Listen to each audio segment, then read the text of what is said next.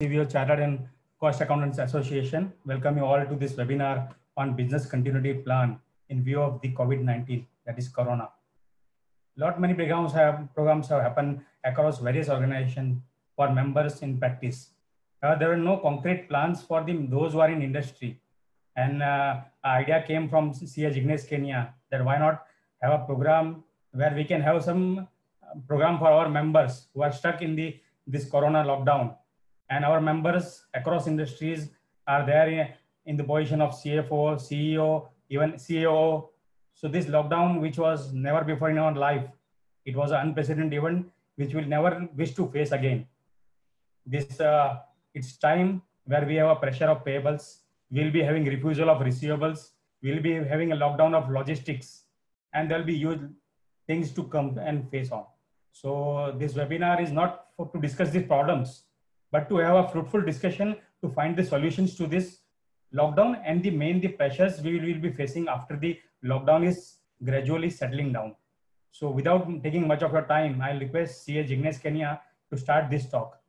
I once again thank you all for joining this webinar. CA Jignesh, Kenia, for you. Sure. Thank you, President. Good morning, everyone, and thanks for joining the call. I'm sure all of us are facing this situation. The spread of the novel COVID-19 has created a worldwide humanitarian and economic crisis. I mean, as of today morning, when I saw globally, there are 1.1 million cases active and close to 60,000 deaths.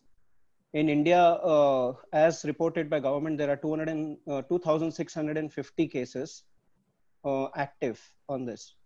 I mean, all of us would agree that the situation is unprecedented, with large-scale quarantines, school closings, offices closed, physical distancing, very unique situations which none of us have come across. Governments and communities have been jolted into action, to flatten the curve. Organizations too, on the other hand, have needed to accelerate their actions to protect employees, customers, suppliers, and importantly, their financial results. Challenges are many and varied. In such a situation, cash becomes very critical for survival. Digital connectivity is now fundamental to continuity of business operations as remote work, becomes the norm for everyone. With this background, we thought, it will be useful, for CAs who are in industry and also, practicing chartered accountants to see how we can contribute as a group, to everyone's plans, from a business continuity perspective. And that's our agenda for the day. Broadly, what we would cover is what's the current business scenario, how's the demand been, how's the revenue impact been, what are the BCP measures being taken by various organizations, cost initiatives being taken, what's the impact on manpower overall? I mean, from a planning, cost optimization, appraisals, increments, payouts, etc.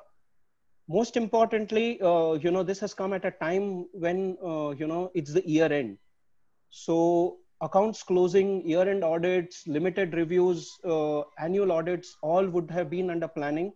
How are organizations planning, to do that? And that's where we have Hasmukh bhai from an audit side to tell us what they are seeing. Sixth, and one very important point, which I said, cash, survival is important, and hence cash is no longer king, but it is required for survival. How are people, corporates managing their receivables, borrowings? We'll also touch upon the RBI measures, which have been taken to ease out on this front. And that's where Samir Gogri, who comes from a banking background, will give us his views. And lastly, we'll have views as to when do we expect things to be normalized? How do we now plan the workflow post the lockdown? So this is going to be the overall agenda. And, I'm the first speaker, so I'll just, touch upon this as to how, we have been planning this.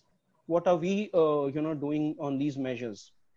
Just to clarify for everyone, since it's a large group, many of them are listed companies, whether in India or abroad. The views, given by the speakers are purely, individual.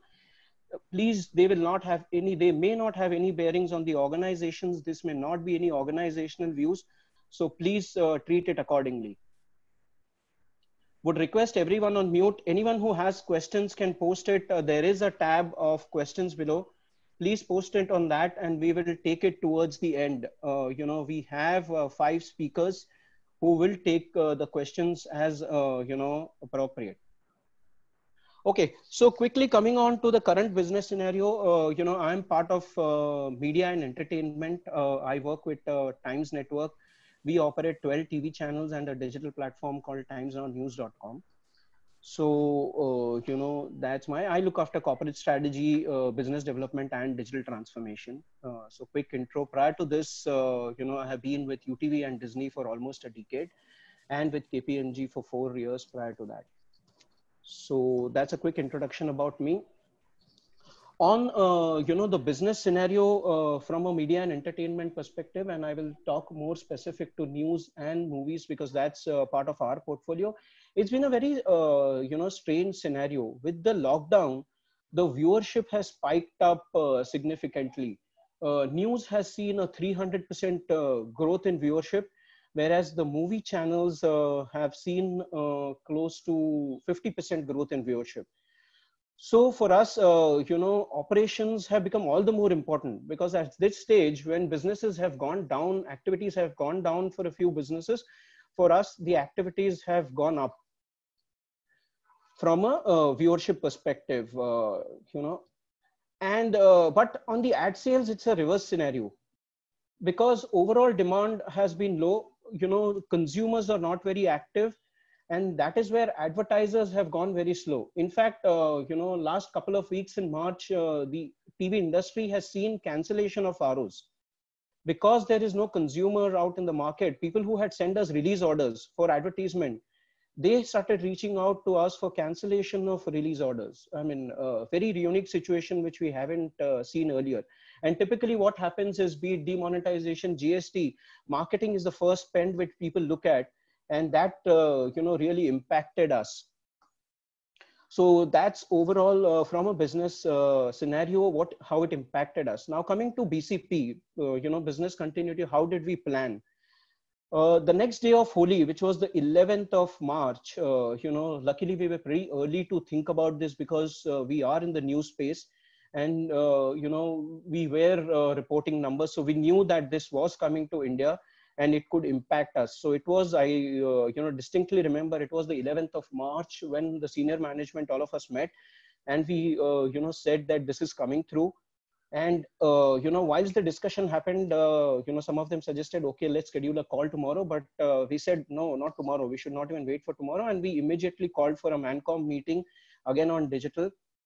And, very randomly, we announced people who are ready, work from home tomorrow, which was the 12th of March. All people who had laptops, who had softwares installed and who could work from home is where we announced work from home for all those teams on an immediate basis.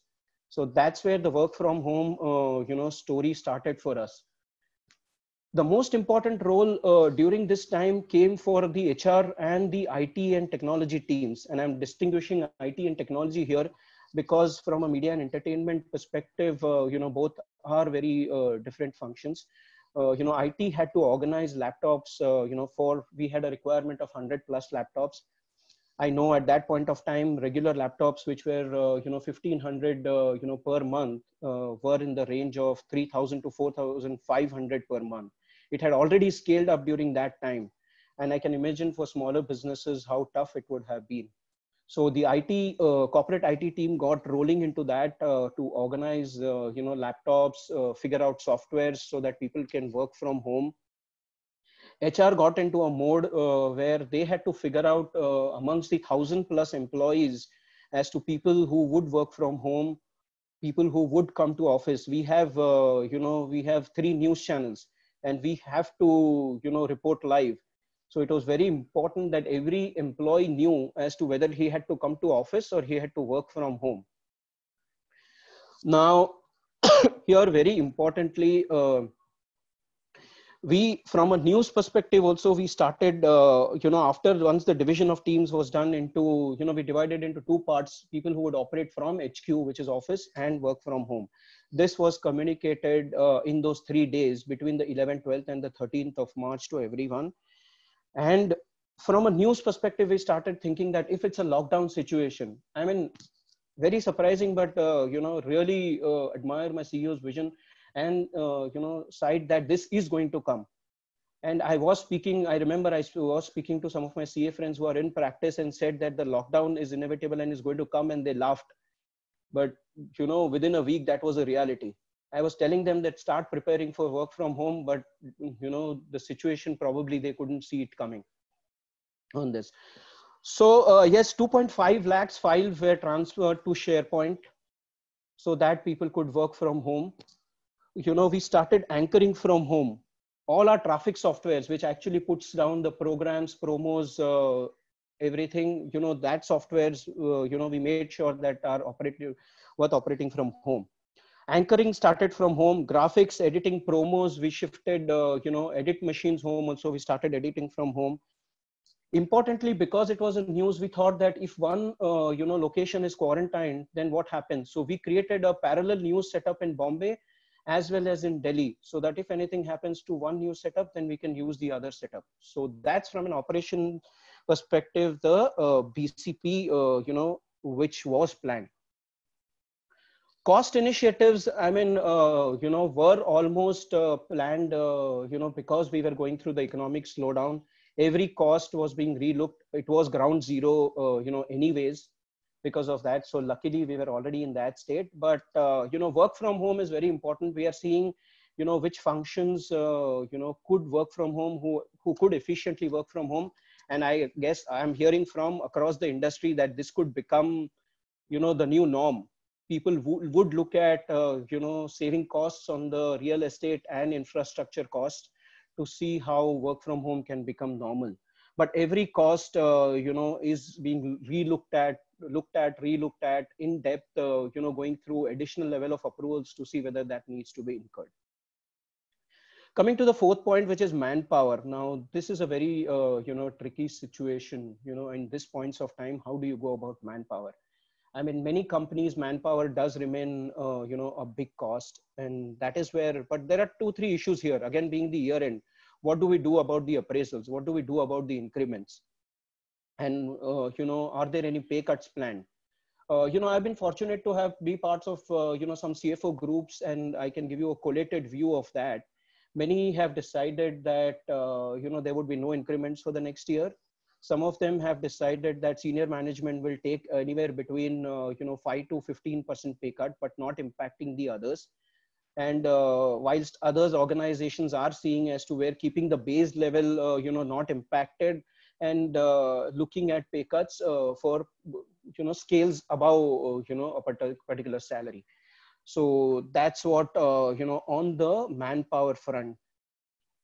I'm not into, finance and accounts roles. I would not, much touch upon the year-end audit on that. Coming to cash flow management, yes, in these times that becomes very critical, and cash is king. So we are seeing how we can survive. We are pushing all receivables to receive as soon as possible, seeing where, payables can be delayed. But I would request Amit and others to take it in detail. Looking at when situation will be normal, I think it's going to be, a pretty long time. I will divide it into 3 phases. There will be, high impact. There will be, recovery mode, and then things will come to normal. But as I see, from an individual perspective, I don't think I'm going to office before 1st of June. That is what my personal view is.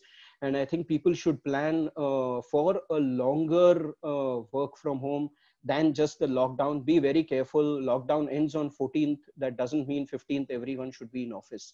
Just be careful. Plan your operations depending upon your needs, your business, and go ahead accordingly. But that's what it is. I mean, overall, I see that this year is going to be impacted.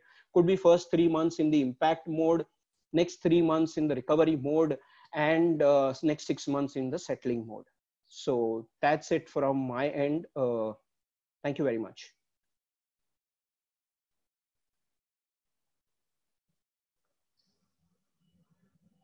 Yeah, Amit, can you start with a brief introduction and then over to the agenda?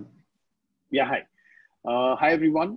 So thank you to all the organizers firstly to organize this very important discussion. I think all of us are grappling this, a lot amount of uncertainty in this time. And I think it's very important to talk to peers and understand, what others are doing. Along with Jignesh, I have been part of some of the CFO forums, and there's a lot of discussion happening there, and it's quite fascinating that how the all of us are trying to find out solutions quickly, because like Jignesh said, that while everybody I think early March everybody started thinking that there is something happening around COVID, and it will hit India sooner rather than later. But I think the very proactive step taken by our government and leadership in proactively locking down to slow the spread and flatten the curve was something that at least I don't know anybody who thought of that that to happen so early, and it was really very bold. So coming to MSwipe. Just a quick introduction of myself. I'm the CFO for MSwipe Technologies. We are one of the leading POS machine, payment solution provider in the country. We have about 6 lakh merchants spread across India. In terms of the industry leadership, we are second in, after one of the large bank, and we are the largest non-banking POS machine provider, the solution provider in the country. And prior to this, I was with Tata Sky Broadband as a CFO, and prior to that, I worked with organizations like Citibank, ICICI, Barclays, etc. So, coming back to how the whole thing unfolded, I think we started preparing somewhere in the middle of February that something like this might happen, and where we may have some restricted access. As in, at that point in time, we envisaged only a restricted movement, that sort of a thing, but not a complete countrywide full lockdown or a shutdown. So what we started doing then was that we first created a core team, BCP team. We identified some of the key processes. Okay, so now in our business, what happens is that merchant swipes the credit card on his machine, and he expects the payment the next day, very next day. Now, if there is any disruption over there, it significantly affects the merchant and his operations, obviously. So we needed to ensure that some of the very core operation processes are fully packed up and tested well in advance. So we started that exercise actually in middle of February. We created a BCP core team. We identified each and every core processes in each and every department, and created 2 teams, team A and team B, and they kind of started working from home. Team A would work from home one day, the team B will work from home, and all of this started somewhere in early March. So I think we were very lucky that we kind of envisaged this a little bit ahead, and we got that 15 days time to kind of prepare ourselves, because after that the pace at which things just unfolded was unprecedented. So like Jignesh was saying, in our case, not wholly, but 14th of March is when we issued the work from home circular, effective Monday, which was 16th of March.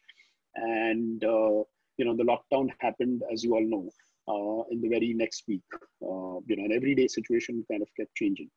What it entailed was obviously ordering laptops on rent. We were lucky enough to get laptops at 1,500 monthly rental, etc.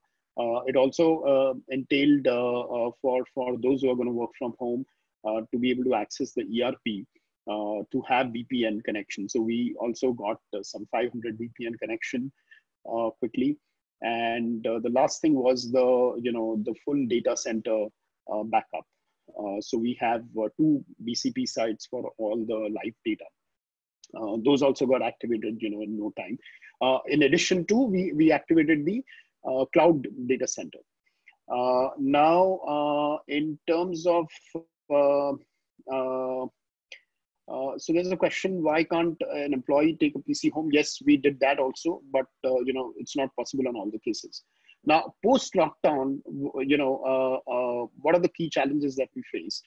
So the biggest challenge, especially for finance team, was how do you organize the team? How do you kind of make sure that they are all productive?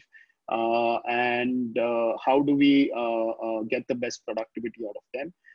So we quickly defined the ways of working, from in a work from home scenario, which meant basically a daily morning call first with the respective team. So I have about 50 people team, and we divided those into different sub teams, and we would have a quick morning huddle on a Zoom call to kind of make sure that everybody is up and running and not facing any challenges.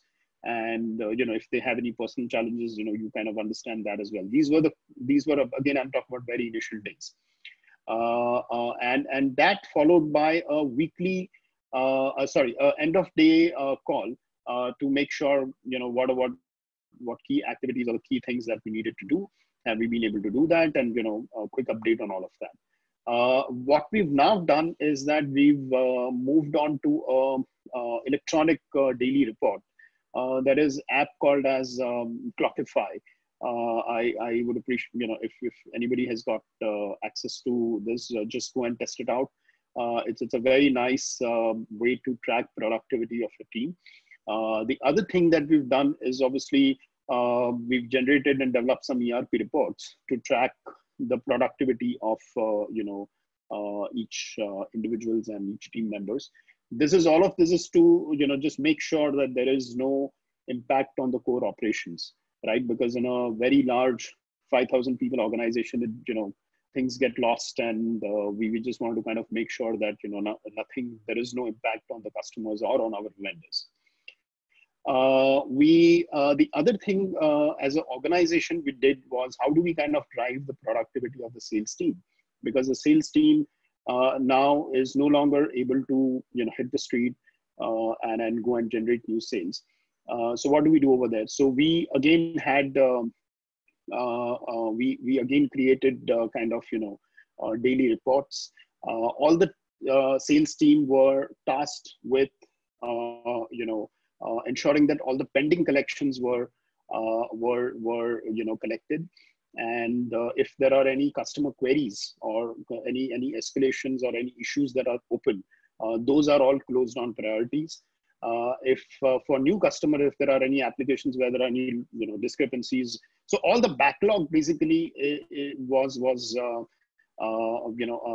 to be cleared and very clearly defined those, and something that we are tracking on a daily basis, because this is the best time you can have clear all the earlier backlogs. And this is not only gives customer a good engagement tool for us to engage with customer, but also improves our cash flow, which is one of the very critical thing at this point in time. Coming to what's been the impact on the business, right? So as we deal with retail customers and retail merchants, we've seen a significant drop in the merchant activities. The number of merchants who are active has dropped quite significantly, as expected. And what however, we've done is that we've kind of figured out how do we kind of engage with them in these times by way of either selling them, or educating them about the need for Mediclaim, policies if they don't have, and kind of directing and helping them with that, or telling them that there is an NGO which is interested in doing food distribution in their localities, and how can they connecting them with that. So basically trying to figure out how do we engage with the customer and the merchant in these difficult times, not only to get his activity up and running once post lockdown, but also how do we kind of handhold them in terms of their, let's say, whether they have the insurance, and how can we ensure that the family's well-being is kind of taken care of.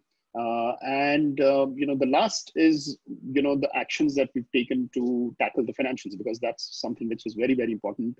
I think, from what we are hearing from investors globally who are invested in our companies, what we are hearing is that while, the lockdown, etc., might get eased out, but I think the economic activity will take a lot of time to kind of come back on track. The situation is very, very, still not very kind of positive in the Western world. And I think we are still behind them. While we are all hoping for the best, it's really, anybody's guess as to which way the things will turn. So the whole idea is to prepare for the worst, be ready for the worst, and hope for the best. And keeping that in mind, we've looked at each and every OPEX very, very microscopically. Wherever we could invoke force majeure clause, whether it's a rent agreement or our, some of our consulting assignments, etc. We've kind of gone back, renegotiated with the parties. But I think the trick is that we don't want to cut back so much and cut to the bones so much that when things come back, it becomes difficult for us to come back into the market, come back into the business as well. But at the same time, trying to ensure that we conserve cash as much as we can. Obviously, we've gone back, renegotiated with the lenders. So basically conserve cash, any discretionary spend like marketing spends, any other, consulting spends, any other non, Amit, mandatory last 1 minute, sorry. costs. Yeah, sure. Yeah, I'm just coming to the end. Is something that we have, looked at very, very microscopically and ensured that we've conserved cash for post-COVID scenario. All right. So, yeah, that's it from me. Thank you so much, Amit. Sneha, can we move on to you? Yes. Good afternoon, all the CA members here. I'm Sneha Gogri. I'm in the project finance team of Piramal Enterprises working in the pharma sector. Before this, I worked with L&T and Godrej in the construction sector. So a good 4-year tenure in Piramal right now. So this has been 1.5 months of work from home, and yeah, for me, it's been a bliss. I hope what Sir Jignesh said, that work from home becomes a new norm, and it's really good. I mean, there's no traffic, to avoid all the traffic and the pollution, and it's sometimes it's just good to work from home. Coming to the industry dynamics that has changed after the COVID situation. So from the pharma perspective, I'll speak on 2 angles here. One is the imports, because pharma is heavily dependent on China for all the raw materials, for the key starting materials, and for the APIs. So a lot of formulation companies over here in India have their major raw materials coming from China, because obviously they are the cheapest. So as far as Q4 FY20 is concerned, most of the companies were adequately stocked up, because the Chinese New Year was on 25th of Jan, and they have a week-long celebration. So most of the companies are closed down during that part of the time. So most of the companies were, from the RM perspective, were adequately stocked up. So Q4 FY20 was not that much impacted for most of the companies. Now, since the companies are closed down in China, and a lot of a lot of supply shortage that is anticipated in Q1 FY21 and Q2 FY21. However, because of the 2018 China pollution control issue that happened, I hope all of you are aware about it. That China has abruptly started closing down companies that are violating pollution norms. So earlier the norm was that China would close the companies for 1 week or so, but now we don't know when they actually give an approval for opening those companies. So it can be for a month or 2 months across. So hence companies have started backward integration. Indian companies have started backward integration. People are going for their own manufacture of APIs and KSMs. Yeah. So that's why Indian companies are actually not much impacted because of this. However, China being the cheapest supplier, if there is no supply continuity out here, prices will increase if we go for an Indian manufacturer, is what we are anticipating. However, in the generic space, we will not be able to pass on the price increase to the customers because of the DPCO, that is the pricing control order that is there in place in India. Coming on to the exports. As far as the export is concerned, because of the transport restrictions that are there, a lot of export to the regulatory markets have been impacted. So a lot of 40% of the revenue from the Indian pharma goes to the regulatory markets. Okay, so a lot of exports have been impacted. So the export revenue is tied up over here. Even in terms of internal movement of goods, because of the lockdown, we are facing a lot of issues, except for the sea route that is there. Airways and roadways is all blocked. So hence that has impacted our revenues. But I think with the lift of this lockdown, we should be able to cover up those revenues.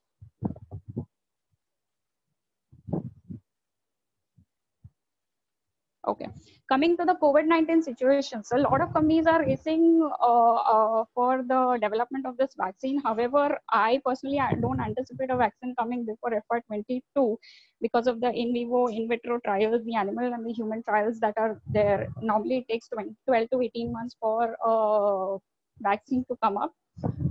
So I don't see anything before FY22 that comes up. India has already restricted export of 26 APIs for, which are related to COVID, so which are used in the COVID to the countries to export outside. So we don't see any shortage right now in terms of the generic medicines that are available for this COVID treatment because of this order. Coming to BCP, okay, in Piramal, in the finance sector, we didn't have much issues working from home. We generally have this option of working from home, so we adequately have laptops and everything in place. Even the pharma plants were running, so all in the essential services, and hence most of our pharma plants were running with optimal capacities. We were having deliveries until 31st of March, so that was not an issue. Except for the GBSS team or the central operations team, which looks after the AR and the AP processes, who had to be supplied with laptops because they work on desktops. I think we were adequately, we didn't face much of challenge for people working from home. Overall, the pharma sector, I feel, is not really as badly impacted as the other industries because we have actually, the operations are continuing, and we don't see much of an impact right now. With the uplift of the travel restrictions that are there, we would start our shipments, and the pharma sector demand will increase. Coming to cash flow management and the manpower cuts. So manpower cuts is something that we are not anticipating right now because of the minimal impact that we have. The cash flow planning, yes, we are planning to move all our capex spends, or major capex spends and non-discretionary spends, to Q3 instead of Q1 and Q2. So our bonuses or increments could be part of that, which we generally get in the month of April or May. So that's, I think that's it from my end. Thank you. Yeah, thank you, Sneha. Next, we have Samir Gogri, from the banking space. So, Samir, over to you.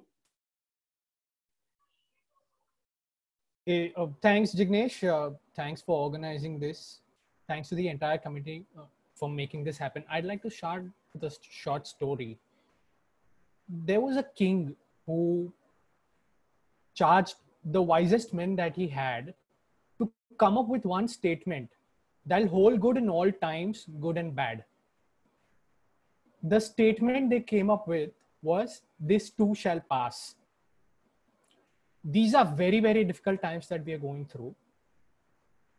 The first message that I want to give upfront is that this too shall pass. But this time is different. We all have to be vigilant to ensure that this passes as well. A bit of a background about me. I work with the DBS Bank. I am a VP in their finance function.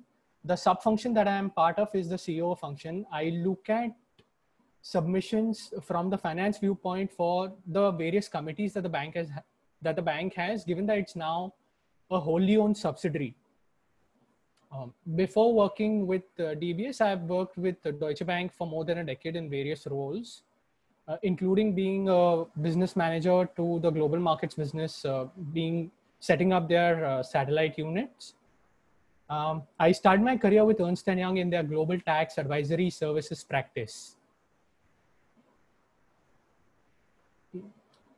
I'd first like to touch upon the current business scenario from a banking viewpoint. As I said earlier, these are unprecedented times. This is actually a black swan event. So for those who follow Nassim Nicholas Taleb, he defines a black swan event as an event that nobody has seen coming. So from a banker's viewpoint, and so I'm sure for everybody else's viewpoint, this is also a black swan event, but the effect gets amplified for a bank given the quantum of leverage. Of course, the business scenario is very challenging. So if I split a bank's loan book, right, I can split it into different quadrants. The loan book that we are expecting will be facing the least amount of stress is the home loan book. There'll be, if I flip it, the maximum amount of stress will be experienced in the microfinance lending space. It'll also be experienced in the MSME loan book. It'll also be experienced in the personal loan book that banks have. NBFCs are going to be likely facing a double whammy because not only are they going to be experiencing stress on the asset side, but on the liability side, funding is going to be a challenge for them. So this is going to be a classic situation where they're going to be running solid quantums of asset liability mismatches. It's going to be a lot easier for banks, but NBFCs are going to be in a much more difficult space. When we are analyzing the revenue outlook, of course, it's going to be bad. These are very difficult times. But at the same time, there's a little bit of a cushion coming in for gains that are going to be coming on the trading portfolio.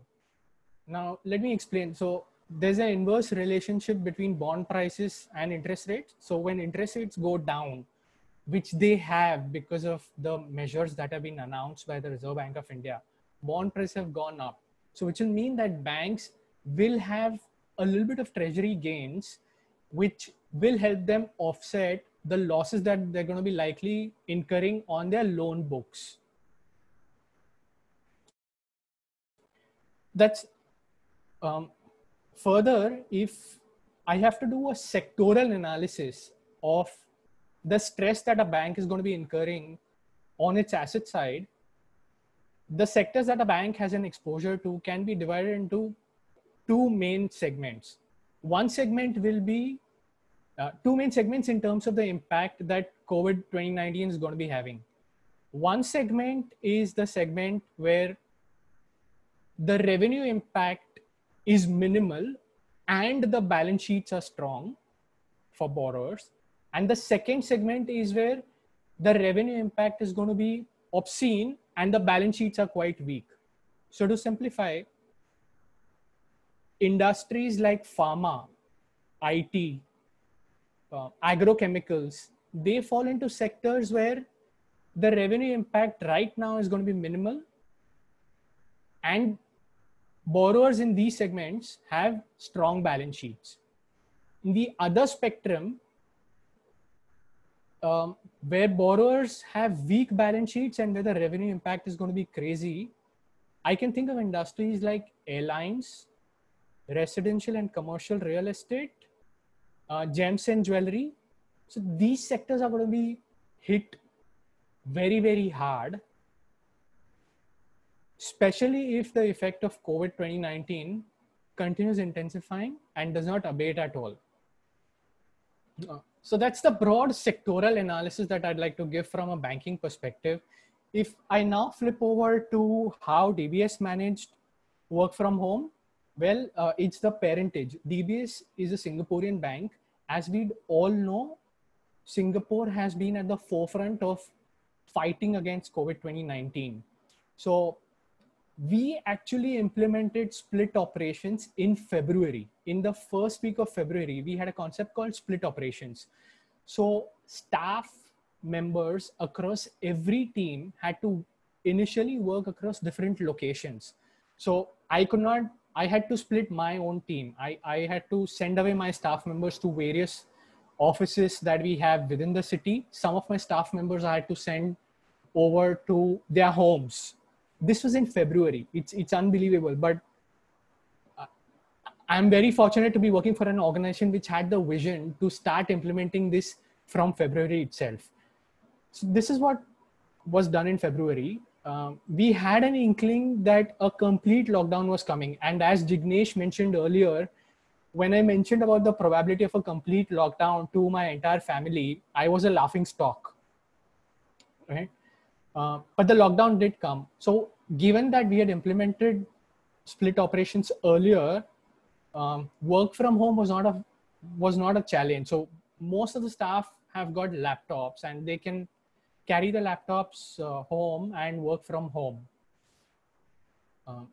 Right? And also Singapore is a very digitally savvy bank. So the only people who really go to office right now are the ones who have got access to payment systems. So because payment system accesses cannot be given onto laptops or cannot be granted on desktops which are being operated out of home. That's the business continuity and the work from home aspect. Now I'd like to touch upon the scheme that RBI has come out with, which is the moratorium on repayment of loans. So what exactly is a moratorium? A moratorium in very simple terms is a holiday. It's a cash flow adjustment. Wait, I know what is it that you're thinking. You thought that this was a holiday where the RBI said that I don't have to pay my EMIs for 3 months. Unfortunately, no, that's not the case. If I have to put this in very simple terms, RBI has given banks an option to allow borrowers to adjust their cash flow timings. Okay, note my words very carefully. What is being allowed is adjustment of timings of cash flows. There is no waiver of all. Firstly, RBI does not have any authority to allow any kind of waiver of interest. That authority rests with the government of India. And the way things are right now, I don't think the government has too many resources to allow interest waivers, at least at this stage.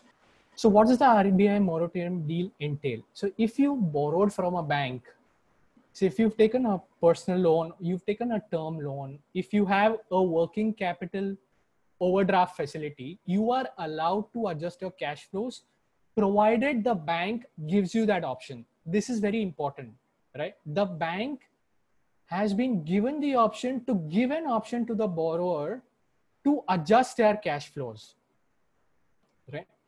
So what this means in very simple terms is that your EMI schedule just gets lifted and moved by 3 months. So any EMIs that you had, which were due between 1st of March to the 31st of May, just get shifted if you opt for that option, that is, right? Now, what is very critical is for you to decide where your cash flows lie, right? Do remember that the interest accrual goes on. If you do choose to go in for this option, the interest accrual continues on the entire principal, right? There's no waiver of interest. So if I were a borrower and if I were to decide whether I should be Samir, last 1 minute, sorry to jump in. 1 minute. Yeah, no issues, Jignesh. I should be able to wrap up in a minute. So if I have to decide whether I should be going in for the option that is going to be granted to me by the bank, what is it I'm going to be looking at? I'm going to be looking at my own cash flows, right? My advice to you would be that if you have the repayment capacity, you should pay up and not opt for the moratorium. But as I said, what needs to be done needs to be decided based on the situation that every borrower has and the kind of cash flows that every borrower has. One word of caution to everybody: do not use the moratorium benefit on your credit card outstandings, because the interest rate on the credit card borrowings is generally very obscene, and you will not adversely impact your CIBIL scores if you do not pay up, but the amount of interest that you'll end up paying is going to be very, very high.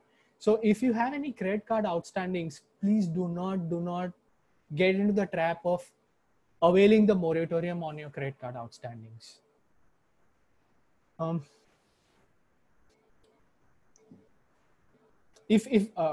when is this going to be expected to end? I think my guess is as good as anybody else's, but I adhere to the views that Jignesh had voiced earlier and what Amit also said, which is that this will probably go on for a lot longer than we think it will. So with that, I advise all of you all to be safe and take care. Jignesh, that's it from my side. Yeah, thank you so much, Samir. And now we'll come to one equally important session on the audits. So Hasmukh bhai will advise us as to how, from an audit firm perspective, they are planning to do the audit. Typically auditors land up at the client's premises as soon as the year end is over and start their work. But currently, when they are not able to do that, how are they planning for the audit? And what would be, Hasmukh bhai, your advice to corporates, to clients as to how they should, effectively interact with the auditors? What should they keep ready so that audit becomes easier, etc. Everything. Over to you, Hasmukh bhai. Thanks, Jignesh. Thanks to organizers for having this webinar at a very timely manner on a very timely subject. Before touching upon the subject, a very brief introduction. I am CA Hasmukh, Dedhia, connected with CVOCA Association for long, almost 3 decades. Presently, I am a partner of Khimji Kunverji and Company LLP, one of the leading mid-sized CA firm of India, engaged into auditing and allied consultancy services to large corporates, listed enterprises, PSUs, and some of the large banks. The role of chartered accountants beyond audit is something that has been always a matter of very interesting discussion among the CA group. I would draw attention of my CVOCA friends to see the last March CVOCA News and Views, in which chairman's editorial I have touched upon, of course, within the limitations of the number of words or a space size there, about that what would be the challenges faced by the businesses across beyond the lockdown. We don't know what and when and how is the beyond lockdown, but whatever are the challenges faced by the CA fraternity and how CA fraternity can rise above its confined role as a tax advisor or a tax consultant to a business advisor and a business partner or a business associate, that businesses start looking at us with a faith and a longer term durable relationship. Khimji Kunverji and Company LLP, with which I am associated, as I said, is a mid-size, one of the leading CA firm. Before I come to our firm's readiness, I'll just briefly touch upon what really is kind of a broad report of the mid-size CA firm on the technology front. How are these firms, like having 2 to 20 partners or maybe 5 to 20 partners, having about staff of maybe 20 to 100. We are presently 200 plus organization.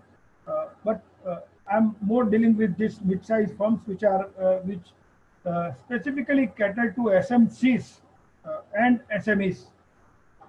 In fact, they operate within a familiar perspective of the clients. They know their clients well, clients know them well. There's a relationship of mutual trust generally.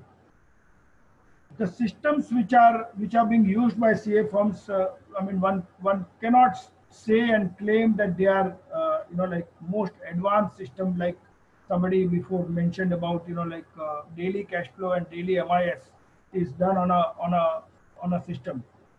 The CA firms do not do this. The cloud adoption, I think, at a nascent stage. Some firms are in the midst of that, but we can say hybrid cloud adoption.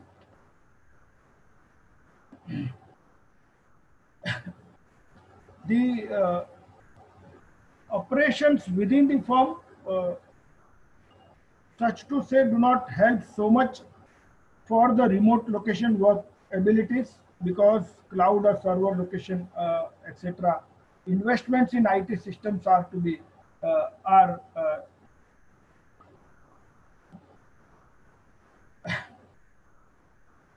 most of the systems of the CA firms are made to align with clients' requirements. Technical departments within CA firm either not there, or outsourced agencies, or maybe one or two persons. And that's where the challenging times like this, where IT and HR together have a big role. CA firms need to look at this. If this kind of a situation or this kind of a challenging situations are going to remain for some longer time, as Samir said some time ago.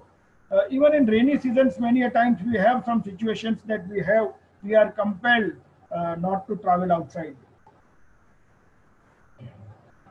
So what do we need to do? First thing is lessons from this tough time.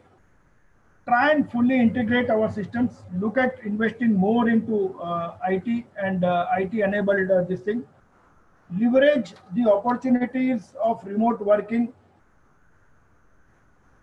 Centralize all data into one main hub, which has access control rights and which can be shared across the globe to the right persons based on the needs. Develop the internal workflows for staff working, staff reporting, staff attendance, etc.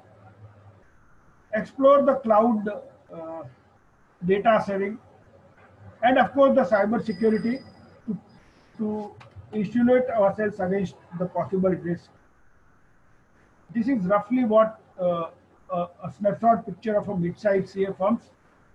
At our firm, Khimji Kunverji and Company, right from beginning of March, something of this was sensed, because one or two international travels of the partners was cancelled somewhere in the beginning of the March. Some of the internal travels of the partners and the team members, which happened till second week of March, maybe 10th or 12th, even I was traveling on 10th. But then immediately 10th to 12th, we took up an urgent partners meeting with IT personnel of the firm, and straight away declared work from home. The VPNs, etc. were in place. The IT said they are capable of supporting all people from work from home. So that was on our preparedness.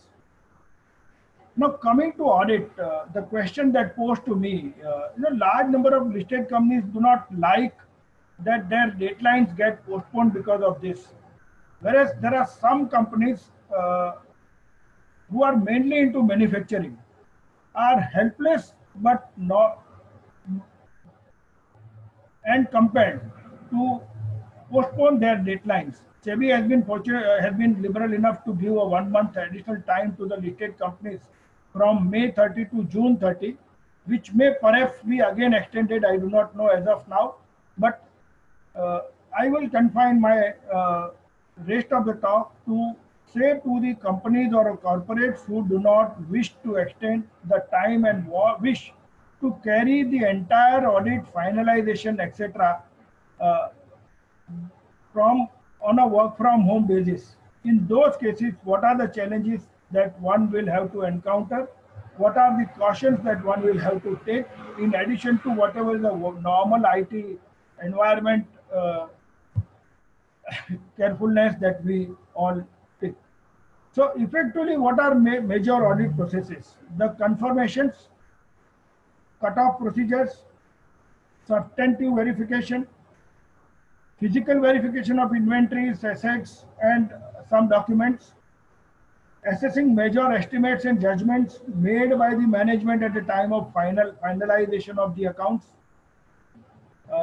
vulnerability testing of the client's business, client's revenue, weaknesses in the controls, if any, identified during earlier years experience or last 2-3 quarters experience that we have done the limited review, meetings, discussions, and wrap up. This broadly is the audit process. Within these, clients will have to be kind of fully ready. Most of our clients, particularly in the financial service space, the banks, the financial service providers, the merchant bankers, the private equity, they were all kind of like most other organizations, they were ready for this kind of a situation.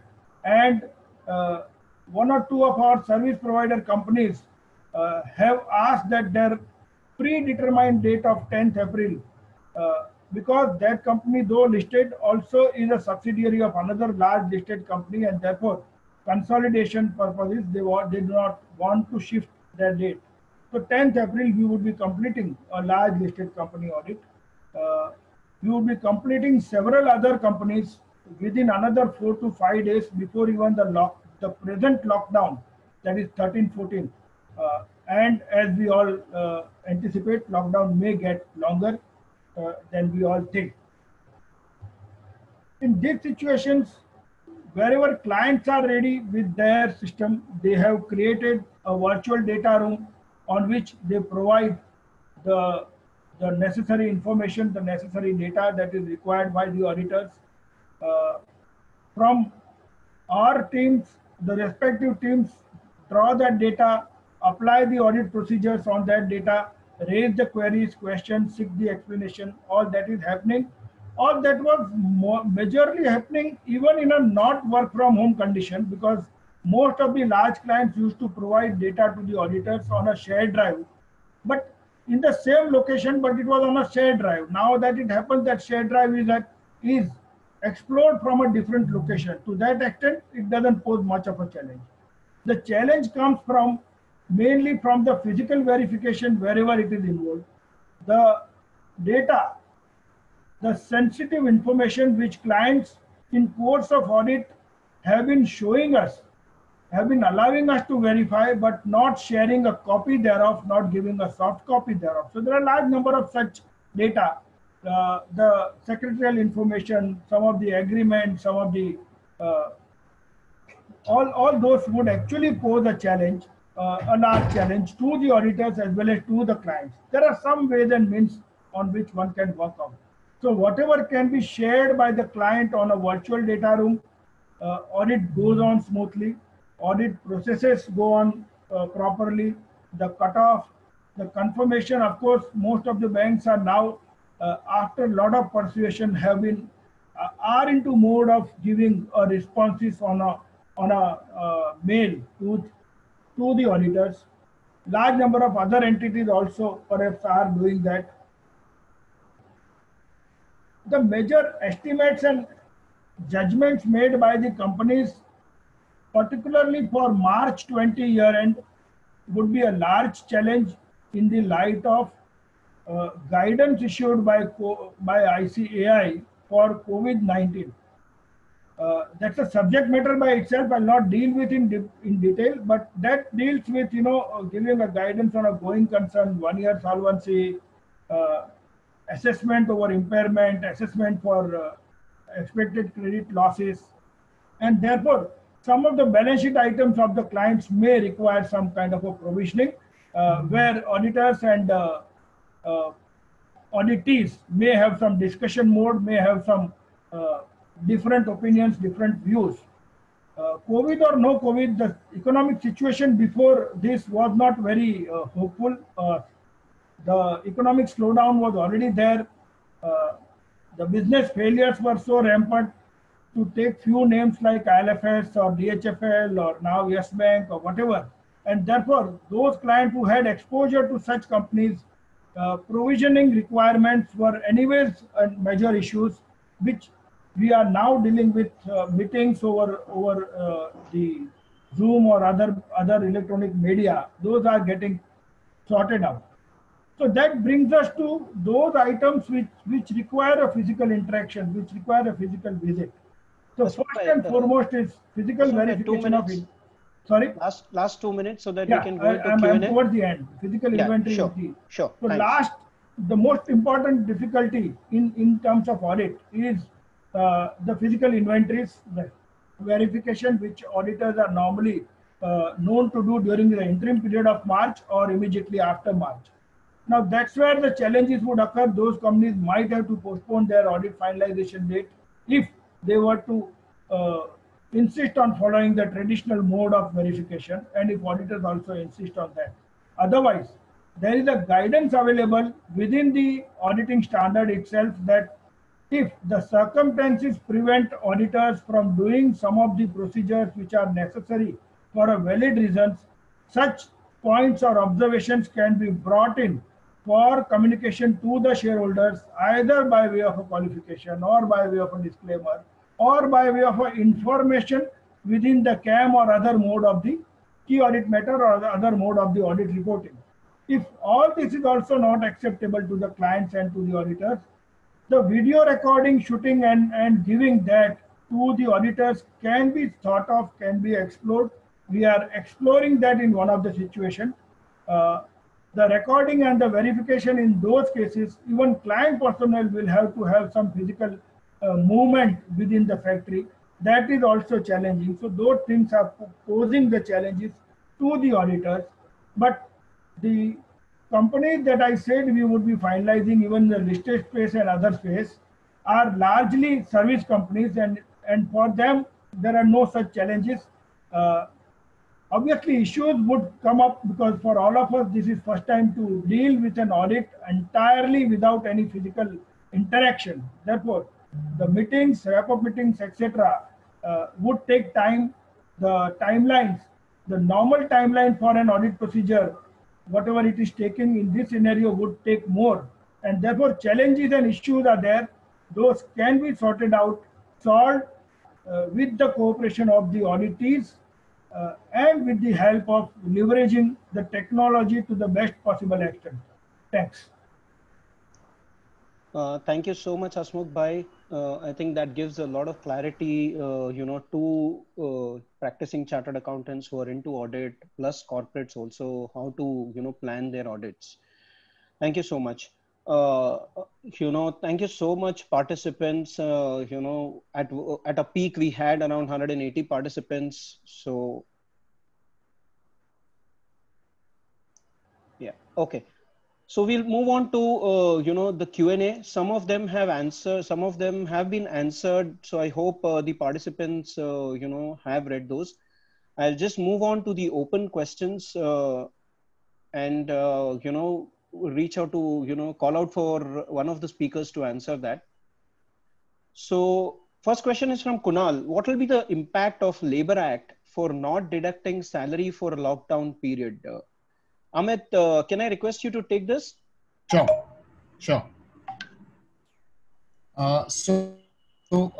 We've looked at the Labor Act. We have quite a few, people who fall in that bracket. I'll just point to this. There is a advisory or a circular issued by the Labor Ministry. Now, many people kind of confuse that to be kind of a binding law. What technically, if you look at it, it's not really a binding law. It's an advisory. If you read the language, it very clearly says that industries are advised not to, deduct salaries during lockdown. So therefore, I think while it's an advisory and not binding, it's always advisable to be on the right side of the law, especially in such a humanitarian crisis. Because there are multiple implications, and it's better to be on the right side of the law. So especially from the 22nd, when the nationwide lockdown was put in, I think it's best to kind of not have any kind of deduction whatsoever or cut the salary. The other thing in which people have kind of explored this issue is to say that instead of reducing the salary, because there is a minimum wage act also. Instead of reducing people's salary, I think, what people are exploring is that you can probably reduce the attendance, to say that, since you're working from home and there is, and if there is no matrix that is available, that is the other thing technically that can be looked at. But like I said, best is to kind of, while incentives and bonuses, etc., is obviously not in question, and everybody would understand that. But especially for people at the lower end, it's not to kind of cut to reduce the salary, or at least maintain it till the minimum wage act. For the management cadre, yes, you can have a it's a legal contract, right? And you can restate that to say that, okay, there's a 15%, 10%, like the earlier speakers just said, kind of a reduction. And, it's an implied kind of a consent moment. If somebody dissents, then that's a different thing, but otherwise it's an implied consent. There is just one more thing that I'd quickly want to point out is, while we looked at the force majeure clause in a lot of our agreements, especially with respect to rent, etc., some agreements had it, some agreements did not have it. There is a general, under the Indian Contract Act, there is a general section for force majeure, section 32. And this kind of really reminds me of going back to my, academic, journey, where, so we looked at all this, we studied all this, never thought something like this would ever, we'll see something like this happen. But there's a general act called section 32 of Indian Contract Act, which does talk about unforeseen events or the act of God, etc. And, again, with the help of your legal team, in especially large contracts like rent or, and such other contracts, you can look at some of those kind of things as well. Yeah, thanks, Amit. Just to quickly I add think, upon Jignesh, you're this. on mute. Not able to hear you. Okay. No, I'm not on mute. So can you hear me now? Hello? Yes, we are able to hear you. Okay, fine. So just to add upon it, I mean, there are, various options here available, FY19 bonuses, FY 2021, maybe for FY 2021 instead, if you don't want to do a cut, create a pool which would not be paid out in the, initial months, but, looking at the performance for the, second half of the year or so, you can decide accordingly. But I think it's very, subjective and based organization to organizations. Sanket Rambia had a question as to, for me, which says, what is the sales impact that, I foresee in quarter 1, 2, 3, and 4? I mean, we are still figuring it out, Sanket, as to what it could be. But overall, for media and entertainment, if I see quarter 1 could be, and this is at an overall basis and not, specifically for news or movies, quarter 1 may see anywhere between 30 to 40% impact, and could be, and we are still figuring out. So that brings, to one, very important role, which as chartered accountants, as CFOs, as part of finance team, what we could do. And, it's a weekly scenario planning. The way things are moving, we are presenting scenarios, to the management, to CEOs as to what's happening. I mean, sales goes down by 10%, then we need to see, our actions could be different. Sales falls down by 20%, action could be different. So that's where, all CFOs and CAs can assist, their clients to help them with the scenario planning. What if lockdown goes on for April, May, June? What if it ends in May? So that kind of scenario is what we should look at, very proactively for our organizations as well as our clients. Moving on to the next question, Amit, it's for you. With most of the retail stores closed, it affects the revenue stream of a POS company like MSwipe with very less POS swipes. Even with all the pre-planning and preparation, how do you ensure good flow of revenue and cash? It's a specific question. I mean, you feel free whether you want to answer it, or skip it. Amit, you're on mute. We can't hear you. Sorry. Hi. So, no, I'll take it. I think it's a very valid question. I think, as the merchants, are forced to, and most of the retailers are forced to, except for the essential services, are forced to keep their shops shut. There is significant impact on revenue due to that. till the time it lasts. What we've done is that we've figured out, like I said, engage with the customer and kind of try to help them get insurance policies and so on and so forth. So those are ways in which we are engaging with customers. But yes, there is a huge impact on revenue, especially on the non-essential services category. Luckily for our company, we do have a lot of customers who are very small merchants and who fall in the grocery category, etc. So a significant base, I would say, is in that category, and they are still transacting. And while we've seen a dip for sure, but we are, we still have a significant flows coming in even now. Sure. Thanks, Amit. Thank Okay, next question is from an anonymous attendee who asks, what do you think about SMEs right now? If large companies save cash and do not pay SMEs, where will they get cash from? Sneha, are you on the call? Can you take this? Okay, I'll take this. So yeah, it's an overall cycle. It's going to impact everyone, whether be it large companies, or SMEs, it's going to impact. It's a cycle. There is delay from one end. It is definitely going to impact the other end. It's for every organization, to see how they can plan, they can make part payments now and, part payments later, start building for facilities, start applying for borrowing facilities, even though you don't need it, so that you plan for a situation which might come, forward in the next 1 month, 2 months, 3 months, or 6 months. But yeah, it's a tricky situations. Yeah, SMEs, even large companies, it's not only a problem for SMEs. Even large companies have large operations, have large receivables, have large payables. So they are also in a, equal situation as SMEs. So it's a situation, cash flow management becomes very important. Salaries are very important. And apart from that, just see how you can, replan your payments, and payables, in discussions, with your creditors, with your banks. I mean, your banking facilities, RBI has already given you a moratorium. I mean, on a similar logic, do plan it for your creditors as well. Yeah, anyone wants to add, any of the panelists, or otherwise I'll just move on to the next question. Just for SMEs. Am I audible? Yes. For SMEs, there is already an overriding law protecting the interest of SMEs.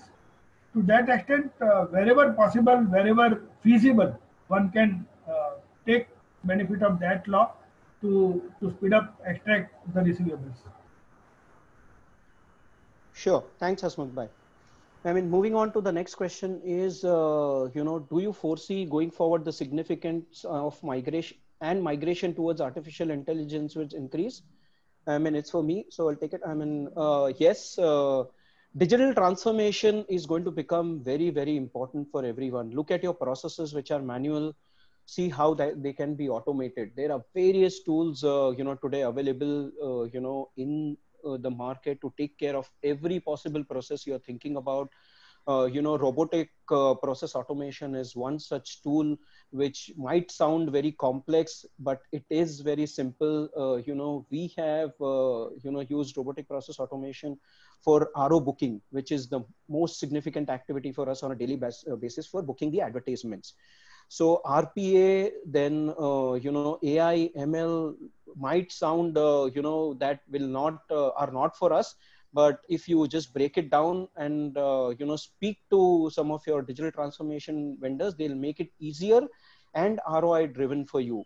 But yes, AI will increase a lot. We are in the digital transformation phase since last 1 year, and the journey is ongoing for us. We are creating data marts and seeing how data marts can take information from various systems and, to a common dashboard, which remains a single source of truth for the entire organization. And there are a lot of tools, I am in discussions, with the CVOCA team to see if we can have a session on digital transformation also, and for SMEs and, even lower level organizations, and what kind of tools are available. And that's where one of the other questions was as to what are the kind of, it was which just said, in case of SME, do you suggest some cloud platforms for taking the business data like data folders, files on the cloud? There are various tools available like Zoho, Microsoft 365, G Suite, etc. from Google, which can help you take all your data on cloud and enable work from home or virtual, work on that. We'll move a bit fast. We'll keep the answer short, on all the questions. At Samir, hi, I understand there'll be rise in NPAs impacting the earnings as well as skewed asset liability position. Do you foresee the cyclical impact on deposits accepted by banks?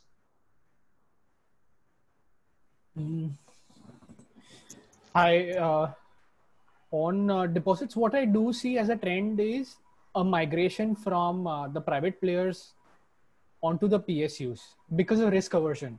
So we just saw that Yes Bank got bailed out, and if you see the price action on IndusInd Bank, it's been quite ugly. So in terms of impact on deposits, yes, of course, if the situation worsens, then people will be left with no option but to withdraw the deposits that they've placed with banks, right? I don't see that situation playing out as yet, in as much as I don't see a run on banks across the board. But what I definitely see as a trend is that there'll be a shift of deposits being kept with the private sector banks to the PSU banks. And of course, nobody's going to be preferring placing funds with NBFCs. That's going to be a very specialized area going forward. Sure. Thanks, Samir. Next question is from CA Manoj Gada. How much fabric and garment industries will be, affected? So I'll leave it open for any of the panelists to take it up. I have not studied that segment in detail. So Samir or Hasmukh bhai, if you have clients in that area. Question is on fabric and garments industry. Yeah, that industry is going to pose a severe challenges post-lockdown. Even if lockdown is lifted as scheduled, 2 or 3 reasons. The scenario even before this COVID difficulty was not very optimistic for this industry. The labor position after the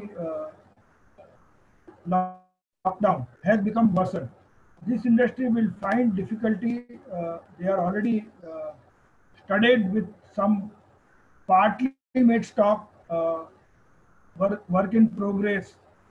Money gets locked in there, not a bankable, not fully bankable stock, and those problems. So they will have cash flow problems. They'll have people problem, and they'll have market problems. They will have to deal with the situation very, very carefully, cautiously in the coming time. Thank you so much, Hasmukh bhai. Yeah, to add on, I just want to say that there is an opportunity as well. So what's going to be happening is global supply chains are going to be moving out of China. Once things stabilize, they're going to be moving out of China to other low-cost locations. So which would mean that there can be an opportunity for India as well. But India will have to grab the opportunity from countries like Bangladesh. So it's not, so yes, near-term challenges, as Hasmukh bhai said, are very, very severe, but there is light at the end of the tunnel as well. But there'll have to be government intervention to ensure that India is marketed as an attractive destination. Thanks, Samir. Sure. Next question is from Parin Gala. Any additional HR policies implemented for employees? Amit, can I request you to take this? Yeah, hi. So in terms of HR policies, clearly the work from home, the new ways of working for people who are in the field teams, how do we track their productivity? So, HR policies around tracking their productivity in terms of filling kind of, your daily CRM reports, etc. Those are all policies that have been implemented, at least in our organization. Amit, you went on mute. If you could just answer again. Okay. I was just saying that, especially for an organization with a significant field force spread across the country, across the length and breadth of the country, implementing some of these kind of policies has been done, at least at our organization. And I'm seeing similar kind of things happening in a lot of other organizations as well, where you have feet on street,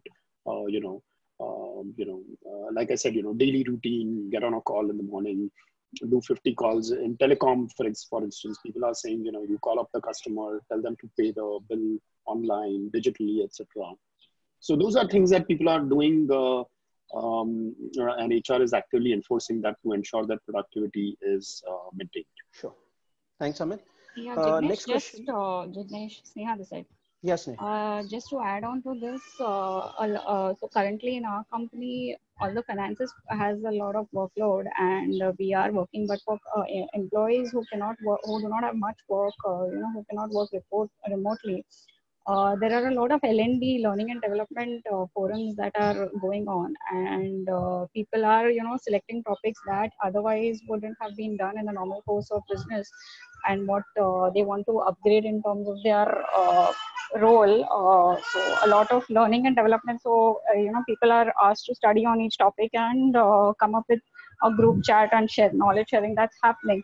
The other thing is that there is not much that's happening, at least in our company, with regards to productivity or constant tracking, because that is adding on to the pressure with working from home. So I think that's a better way to not pressurize employees. I mean, it's in our company, it's working on a task-based approach where your task is given and a deadline is given, and then you just finish that task rather than a daily tracking or a continuous tracking of productivity and time to log sheets and all that stuff. So I think that's a better way to keep employees motivated rather than to be really strict with them and just ensure that they are logged in for so long and all that stuff. Sure. Thanks, Neha. Next question is from Nisha Gala. How has the motivation of your teams been? Anything specifically done to maintain or keep the motivation levels high enough to get work done? Good question. And many of the, this is, if you see LinkedIn, there are many conversations around this. HR, it becomes very imperative for HR and very important for them to keep the communication ongoing. What are the best practices when you're working from home? How do you go about it? It's okay, if family members, come around behind the screen, it's okay. So, firstly, as to educate them what it means working from home, and how do you report things? Because they don't know, they have been in the situation for the first time. And many of the employees, are staying alone, or they are staying on PG. And that is where loneliness is actually killing them.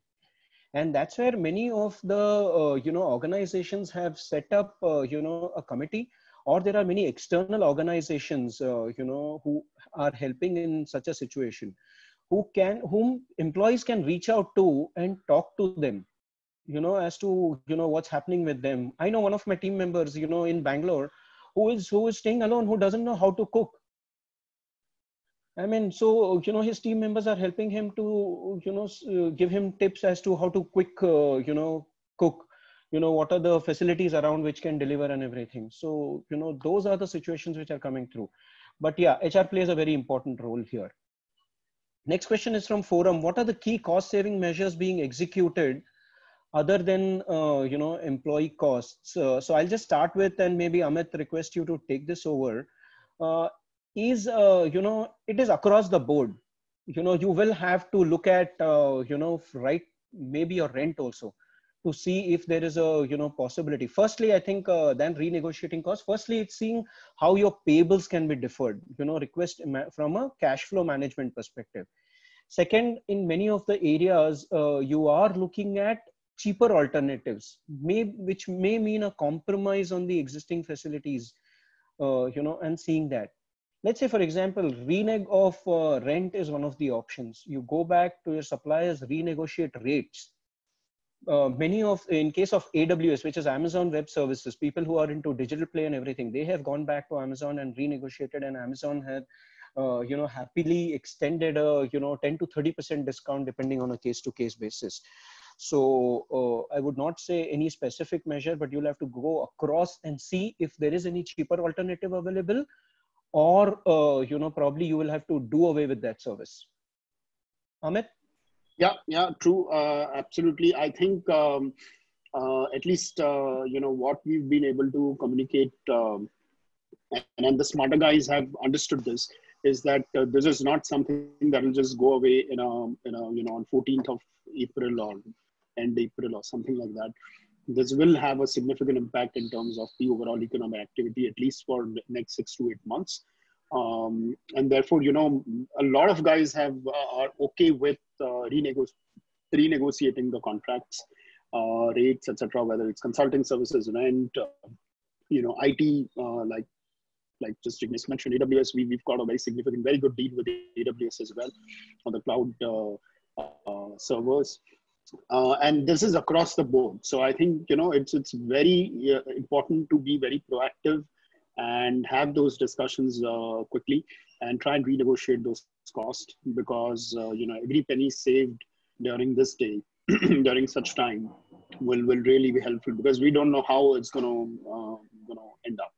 The other thing, like what Jignesh was mentioning earlier, was also to say that for senior guys, you know, you park some money in a bonus pool, and when things do get back to track, you kind of, you know, pay it out to people. And if you know, also, you know, we've kind of taken initiative where we are asking team members to, across the board in the entire organization, kind of a hackathon to say, you know, how and where we can either, you know, save cost or increase revenue. And anybody who comes up with brilliant idea will get rewarded. And the whole organization, everybody in the organization is kind of thinking through, you know, what can be done to get back on track quickly. So it helps you align people and, you know, save cost or increase revenue at the same time, or get back to revenue, you know, at the same time. So I think all of these things should be done sooner rather than later, and that's the real need of the hour. Sure. Thanks, Amit. Next question, Hasmukh bhai, what are the possibilities of extending the financial year? That's a question from Bhavya. Well, I don't think there is a possibility of extending financial year. This demand, widely spread, widely made by several business organizations, have so far not been heard. And I'm told some of the PSU banks and some of the other PSU enterprises are also on their way to close their financials as per the scheduled deadline. There may be some postponement from April to May and from May to June, because SEBI has allowed that. But I don't see that this demand will be accepted for several other reasons. I'll not go into that for want of. Thanks, Hasmukh bhai. And again, you know, I would want to draw some of the conversations which are happening on the CFO group, where I have seen that majority of the CFOs are also not in favor of getting the financial year extended, because that means a lot of, you know, other process related issues and ERP related. I mean, that's where I saw, that's very interesting. I mean, from an ERP perspective also, there are a lot of challenges, you know, and for those and many other reasons, they are also not in favor of the financial year getting extended. Second question from Bhavya, and I see that from Paras also, what will be the impact for people, you know, seeking jobs? And quickly, I would want Amit and Samir also to touch upon it, and I will start with it. You know, general take across the organizations has been a recruitment freeze. And my view, strictly my view, is that I think first quarter people may not look at, you know, hiring unless it is very imperative. Hiring will go through a couple of more processes in the chain, you know, what they were not earlier. And hence it is going to be, you know, slightly more difficult. People seeking jobs, you know, will have to take this into account, that there may be a slight delay, you know, if they were already into something. I know people have held back where interviews were also on, and they have said, just hold on for some time. Let's have clarity by end of April and we'll come back to you. Amit, what's been, you know, your stance, if you want to just quickly touch upon it? Yeah, so hiring has been on freeze. I don't know any single, you know, this thing where we are, you know, any hiring is happening.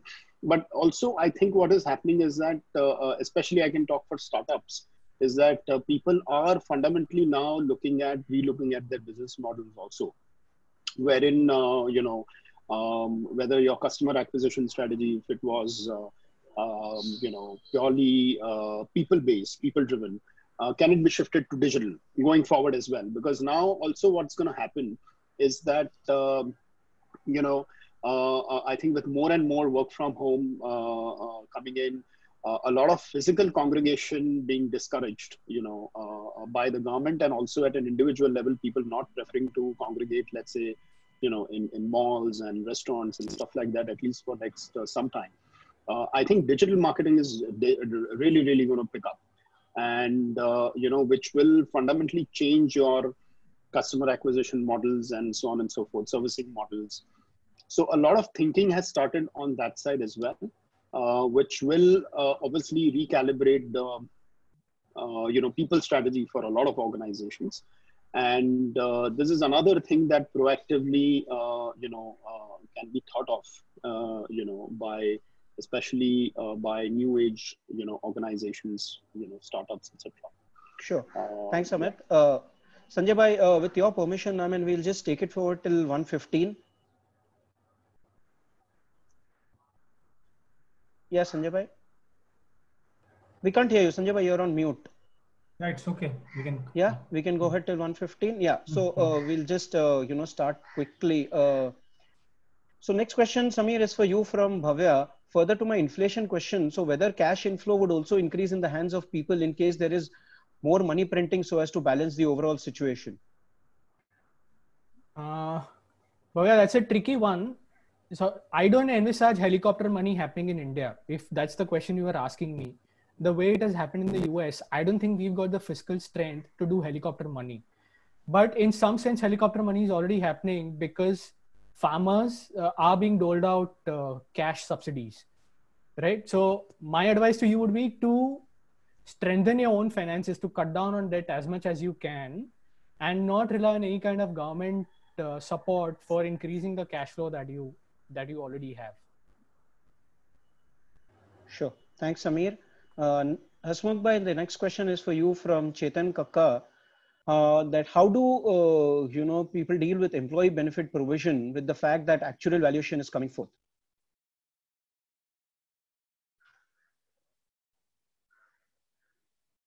Hasmukh bhai, can you please unmute, and then we are not able to hear you? Yeah.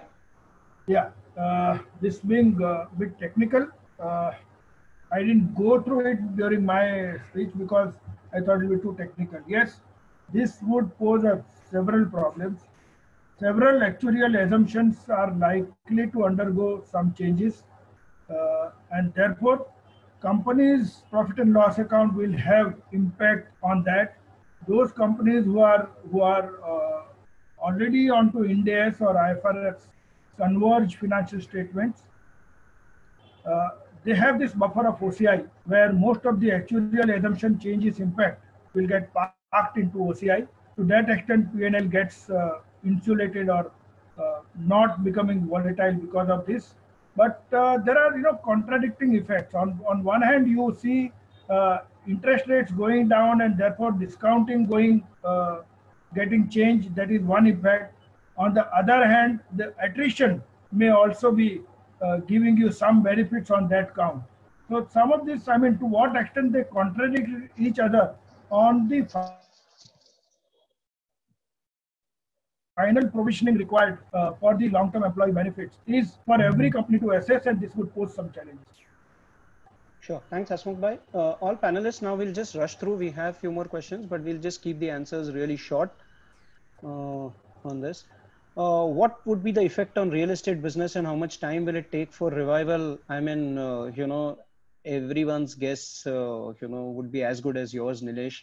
But I can say that commercial real estate, may have an impact because the expansion plans or expansion of facilities within the existing may get delayed, and hence commercial real estate may see some impact. On the residential side, I think people are being cautious, if they have to upgrade themselves or buy, a new, they are, I think, holding back. And I can see this for the Q1 at least, and slightly, moving on to Q2. Bhavik, we have answered these questions, so we'll move forward. Next question is from admin. How the service companies who operate at 5 to 7% margin, where labor component is 30% of cost, can survive when the income stream is down? Amit, if you want to just quickly take this. Uh, yeah, hi. So I think, yes, it will, for low margin business, there will, I mean, 15 days is fine, but I think over a longer term, there will have to be some kind of a recalibration in cost.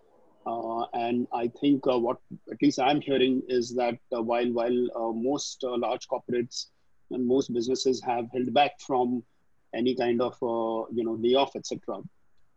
Depending on how the situation unfolds on 14th of April, we may see some kind of action. I think also employees will come forward and say that okay, we don't mind having a pay cut, etc. But we want the job continuity.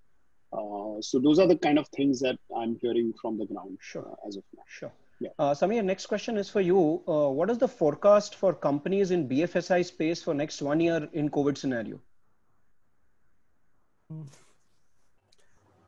So what I touched upon this a little earlier. What I see is there's going to be on the liability side, there's going to be a migration from the private space onto the PSU space.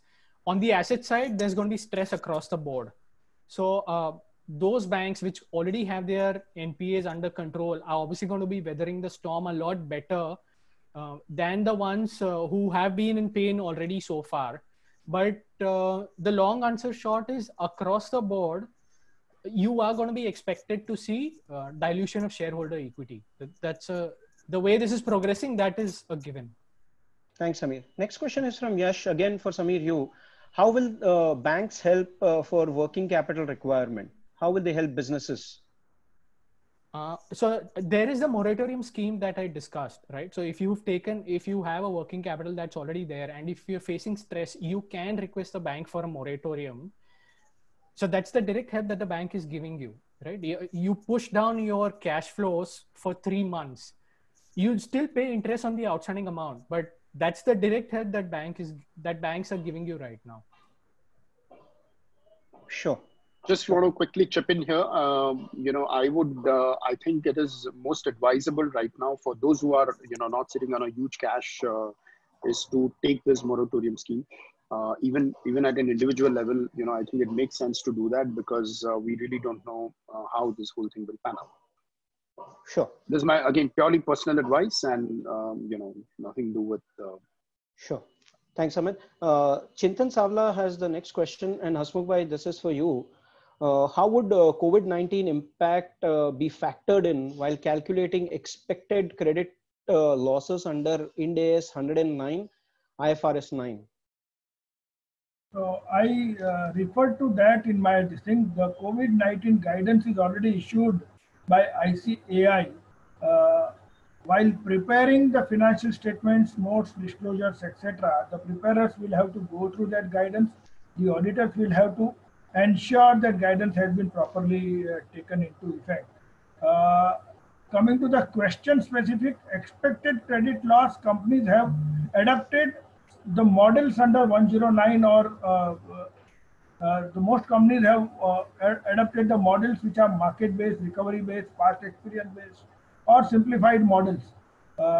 Whether COVID-19 calls for a change in that model is for every company based on their own business scenarios, based on their own risk, on the lower down revenue and enhanced expenditure post lockdown is lifted, will decide. Every company will have to take that decision. Every auditor will have to kind of assess the judgments of the company on this particular part. This is going to be one of the very important part of the financial statements for 1920. Hasmukh bhai, next two questions are also for you. Can we have digital signature on financials and other documents? In this scenario, yes. If the lockdown is not lifted before the company's scheduled date of audit committee and board meetings, as we all know, within an hour or half an hour of board adopting the financial statements, approving it, the stock exchanges will have to be informed. So in this scenario, digital signatures will have to be, followed for the purposes of comfort of the board and management of the company. The physical signature on the full financial set will have some more time because AGMs are little later in the year. Okay.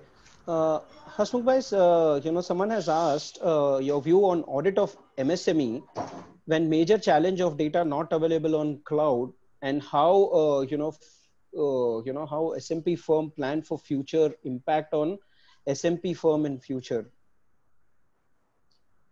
MSME, which is not in position to give a lot of data on electronic mode to the auditors, if they are not listed, I think they have some time, some more time. If they are listed also, they have time up to 30th June. Let us hope that by that time the physical movements are permitted.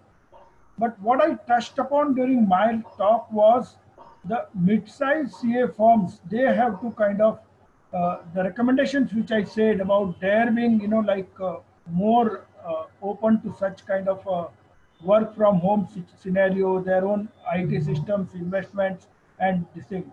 They will have to educate their clients also. They'll have to be business partner of the clients on these matters, that imagine a scenario that work from home is here to stay, not only for COVID. COVID may become matter of past maybe after a year or so, but we'll have to be ready for all these kind of situations.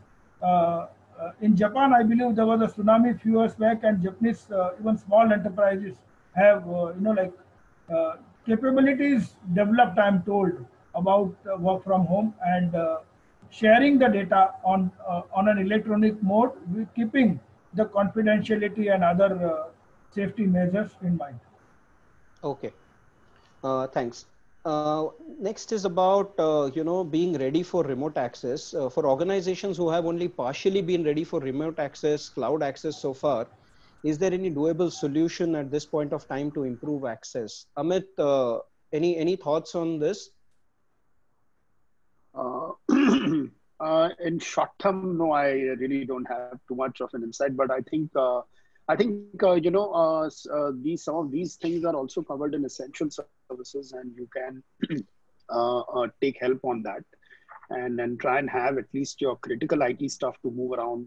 For that, most of the large data centers are open. So, for example, the DAKC data center and some of the other data centers in Mumbai, at least I know of, are open, and I'm sure in rest of the country as well. So, I think some of this migration activity, I'm not sure how much they'll be open to doing that, but I think one can try. Namrata, I can try and get this for you, from the tech team. Next question, Samir, what are the best ways for SMEs to avail working capital facilities from banks right now? Very quickly. So when we'll be able to take only 2 or 3 more questions. So Samir. Okay, so right now I'm assuming that you don't have any working capital facilities. So the best bet that you have is to spread your application across different banks and secure lines. And if you already have lines that are secured and you're envisaging a funds crunch, you should draw down those lines. That's the best strategy that can be taken right now. Sure. Similar question from Mahendra Gala. Everybody would like to save and manage cash flows for their own survival.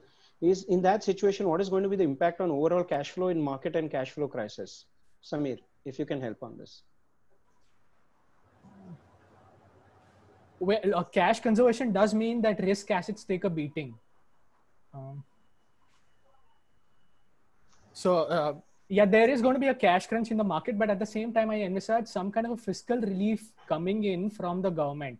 The relief that has come from the government has purely been on the monetary front so far, but there should be a fiscal relief package coming out soon. It's in the works. Okay. Samir, again for you, any view on currency impact on both developed and developing countries? So the trend has been that there has been a flight to the safety, which is that the dollar has been appreciating like crazy. Going forward, if the situation continues to worsen, I see the trend continuing where the dollar will keep appreciating. But at the same time, because the US is running crazy fiscal deficits, the time period will be attractive for gold, which is also a form of currency. Sure. Is security Hasmukh bhai, very quickly on earlier question about cash crunch. See, let's not give an impression of a doomsday. Nobody is predicting doomsday. So a lot of doors that government has already offered to the agriculture and rural sector would actually, have some operational flows into the market, and that should help after some time. So that it's not really a great depression or something. Sure. Thanks.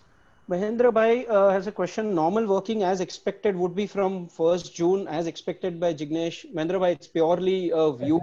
I'm saying at least I am prepared. I don't think that I will be going to office, but and you're saying that there will be challenging time before we look for some changing time. Yes, as I said, my personal view is that, these 3 months might be the impact months.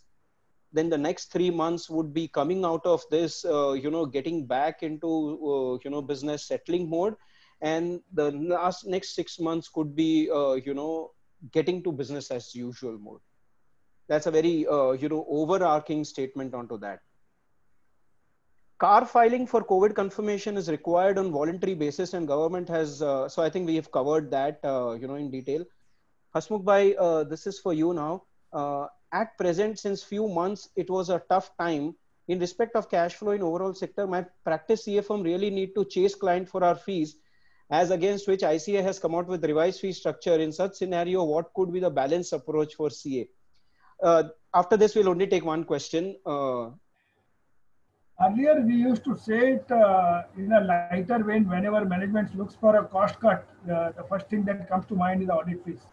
Not that audit fees were any time or even today. They form a large form of expenses. They are very small.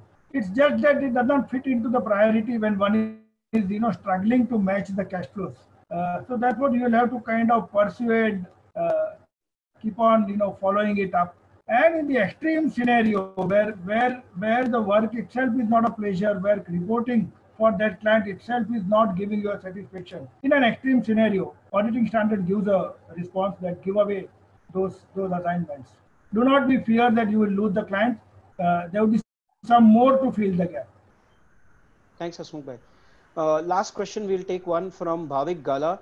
There is no discipline by organizations in work from home is seen, where there are no work time maintained, and even on holidays, work calls come some at midnight also. Employee sensitivity required. I think Bhavik, to some extent, this is the observation across, and people are saying that. And because you are assumed to be at home, you are not anywhere else. You are not in a movie or in a park or anywhere else. So that could be the reason. But I think, all employees and especially the senior management have to be sensitive to this fact that, in fact, it's a challenge for an employee at work as well, with home assistants not being there, and other chores at home to be carried out on their own. So there has to be discipline, and I would put this on, the senior management to take this, very carefully, and HR teams to roll out some policies in this regard. So with that, I will end the Q&A session, and before handing over to, Sanjay bhai for the, last comments, I would like to thank all the speakers who agreed to be here, at a short notice. I remember Tuesday night, I wrote to, Sanjay bhai that let's do it, and it just happened. So thank you all of you on my personal behalf for being there at such a short time. Sanjay bhai, over to you.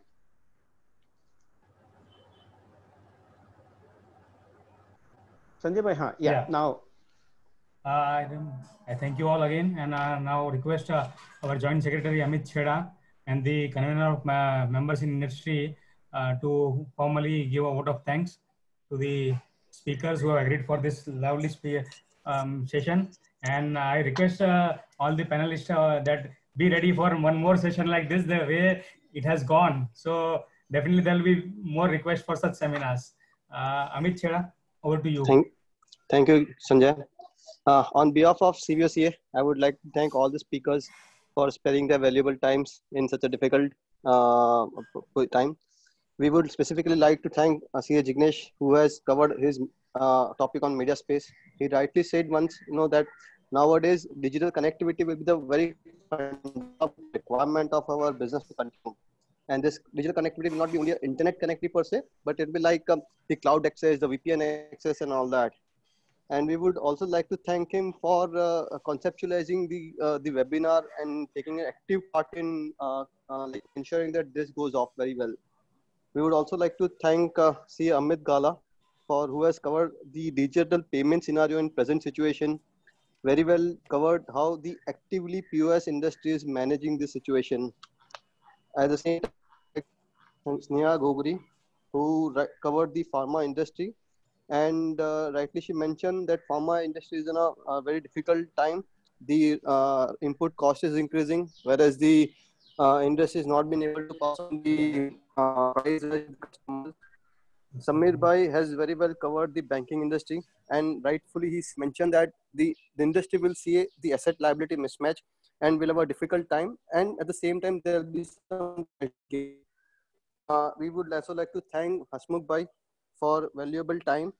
He very well covered how the audit will get impacted with the management and with the audit firms for the listed and in listed companies as well as the MSMEs. He very well covered the how the auditor will have to take care in future audits area and all that. Thank you so much, Hasmukh Bhai, for that. We would also like to thank Sanjeev Bhai for the last needed push for organizing this webinar. We would also like to thank KCF for providing necessary technical know-how and support for the session. And last but not the least, all the participants for actively participating in the seminar. We had around 45 questions, but unfortunately, due to sort of time, we could not answer all of the questions. But I would like to place a thank for all the participants for their active support. Thank you, everybody. And over Thank you, Amit. I think, just to mention on the participants front, until the last question, we had 100 participants. And I think that's really applaudable, for the patience they have had. Whilst the panelists have been speaking, they've been, sitting patiently hearing, everyone. So a big thanks to, all the participants for being, patient. And last, the CVO, office bearers for organizing this. All our